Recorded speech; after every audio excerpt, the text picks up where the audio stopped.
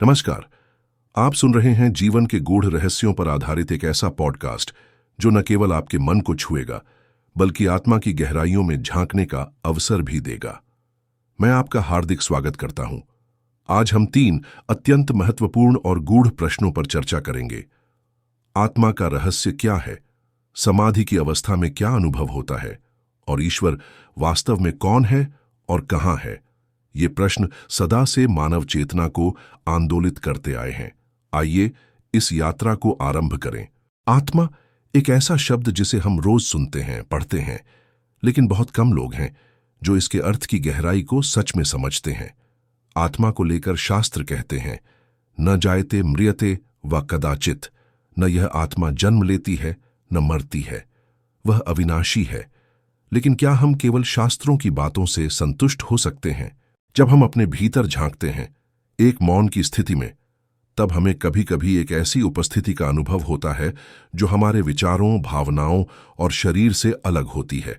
वही आत्मा है जो केवल होने का भाव है। वह कोई विचार नहीं है, कोई भावनात्मक तरंग नहीं है, वह मात्र अस्तित्व है। आत्मा वह है जो सब कुछ देखती है पर स्वयं कभी दृश्य नहीं बनती। वह अनुभव करती है पर स्वयं अछूती रहती है। जब कोई व्यक्ति ध्यान की गहराइयों में उतरता है तब वह इस साक्षी रूप को पहचानता है। आत्मा का रहस्य केवल तर्क से नहीं, अनुभव से जाना जा सकता है। वह कोई वस्तु नहीं है जिसे दिखाया जा सके। आत्मा न तो हिंदू है, न मुसलमान, न स्त्री है, न पुरुष। वह चेतना मात्र है।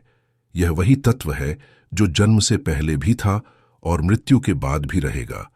अब प्रश्न आता है, जब हम ध्यान की इस यात्रा को आगे बढ़ाते हैं, जब हम साधना में गहराई तक उतरते हैं, तब जो अवस्था आती है जिसे हम समाधि कहते हैं, उसमें क्या अनुभव होता है? समाधि साधक की अंतिम मंजिल नहीं बल्कि एक ऐसी खिड़की है जिससे वह अनंत को झांक सकता है।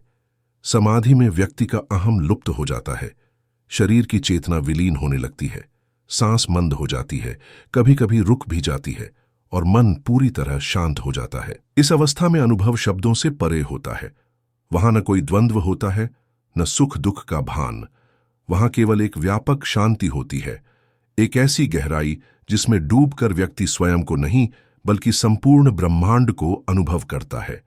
वहां न मैं रहता है न मेरा, केवल हूं की अवस्था शेष रह जाती है।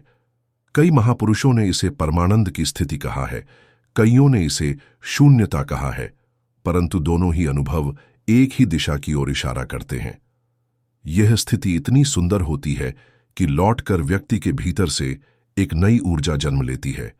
वह करुणामयी हो जाता है, प्रेममयी हो जाता है और सबको उसी दृष्टि से देखने लगता है जिसमें कोई भेद नहीं होता। और अब हम आते हैं तीसरे प्रश्न पर, जो सबसे बड़ा और सबसे जटिल है। ईश्वर कौन है और वह कहां है? ईश्वर को लेकर अनेक मतांतर हैं। कोई कहता है वह साकार है, कोई कहता है निराकार, कोई उसे राम में देखता है, कोई कृष्ण में, कोई अल्लाह कहता है, कोई गॉड।